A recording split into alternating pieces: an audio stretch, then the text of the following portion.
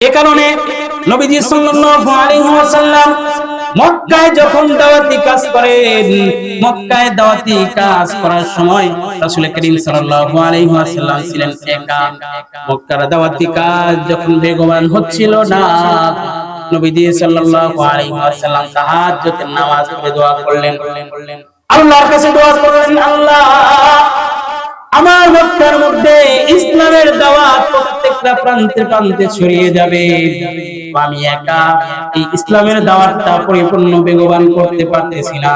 রব্বে কারীম আল্লাহুম্মা আইজ্জানাল ইসলাম বিআহাব্বির রাজুলাইন ইনদা, আপনার নিকট থেকে দুইজন ব্যক্তিকে মুনতাখাব করে দেন, দুইজন ব্যক্তিকে দেন যারা নাকি আমার সাথে কাজ করবে এবং ইসলামের ঝান্ডা ধরে যখন কাজ করবে, আল্লাহ রাব্বুল আলামিন আমার এই মক্কা নগরীর মধ্যে ইসলামী হুকুমত জারি হয়ে যাবে। আল্লাহর রাসূল সাল্লাল্লাহু আলাইহি ওয়াসাল্লাম যখন মনোকরণ হলেন, খুব গুরুত্ব দিয়ে শুনবেন, রাসূল সাল্লাল্লাহু আলাইহি ওয়াসাল্লাম যখন যে জায়গায় মনোপূর্ণ হয়েছেন, কষ্ট পেয়েছেন, সাথে সাথে আল্লাহ তাআলা তার মন খুশি করে দিয়েছেন। আল্লাহ রাব্বুল আলামিন বললেন, নবীজি আপনি আমার কাছে দোয়া করলেন, মক্কার মধ্যে ইসলাম জিন্দা হোক, এটা আপনি চান, আপনি একা একা পারতেছেন না, একা আপনার জন্য কষ্ট হয়ে যাচ্ছে, আপনি আমার কাছে দোয়া করলেন, ও নবী আপনার দোয়া কবুল করে আমি ওমরকে ইসলামের ঝান্ডার নিচে প্রবেশ করিয়ে দিলাম। মুহতারাম হাজিরিন, ওমর ফারুক রাদিয়াল্লাহু তাআলা আনহুর যখন জন্য আল্লাহর রাসূল দোয়া করেছিলেন, ফারুক আযম আল্লাহ পাকের সেই দোয়ায়, আল্লাহ পাকের নূরের মাধ্যমে তার মধ্যে হিদায়াতের বাতি যখন জ্বলে গেল, তিনি একেবারে হাঁটি হাঁটি পাক পাক করতে করতে রাসূলের দরবারে যখন চলে আসলেন, রাসূল করিম সাল্লাল্লাহু আলাইহি ওয়াসাল্লামের দরবারে আসার পরে সাহাবীরা দেখলো ওমর তরবারি নিয়ে আসতেছে। ঘটনা অনেক লম্বা, আপনারা সবাই জানেন।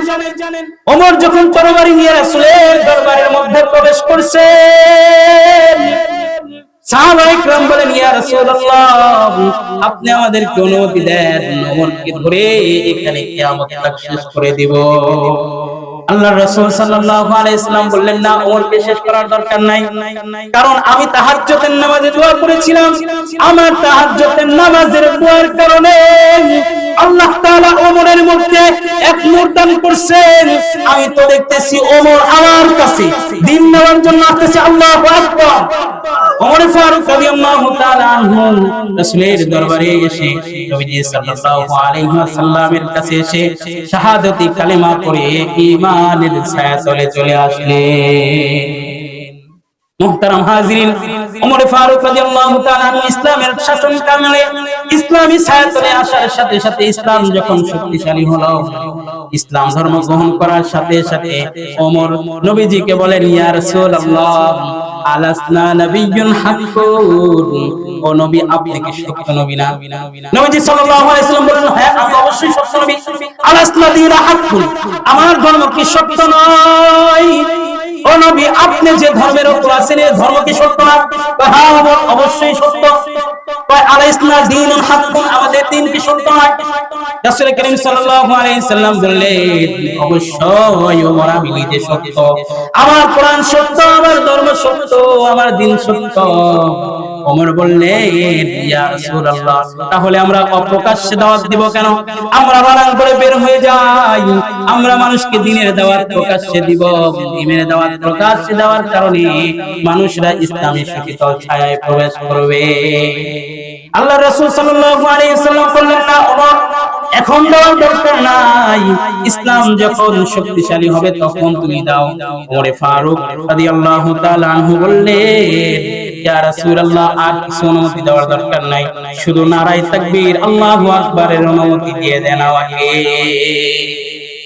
রাসূল করিম সাল্লাল্লাহু আলাইহি ওয়াসাল্লাম ওমর ফারুক রাদিয়াল্লাহু তাআলা আনহুকে যখন স্লোগান দেওয়ার দায়িত্ব দিলেন, এতটুকু অধিকার যখন দিলেন, ওমর ফারুক রাদিয়াল্লাহু তাআলা আনহু মক্কার বুকে বের হয়ে নারায়ে তাকবীর আল্লাহু আকবার স্লোগান দিলেন।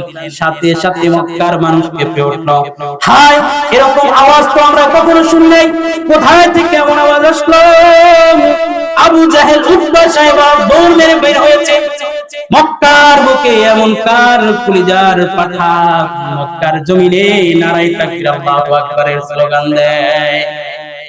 যখন 6 জন বের হয়ে ওমর ফারুক রাদিয়াল্লাহু তাআলা আনহুকে দেখছে, একটা বিড়াল যখন সামনে চলে আসে, ইঁদুর যখন সামনে দেখে যেমনি ভাবে ব্রেক মারে, আবু জাহেল উতবা সাহেবারা নবীজির সেই সাহাবী ওমরকে দেখে এমন ব্রেক মেরেছিলেন।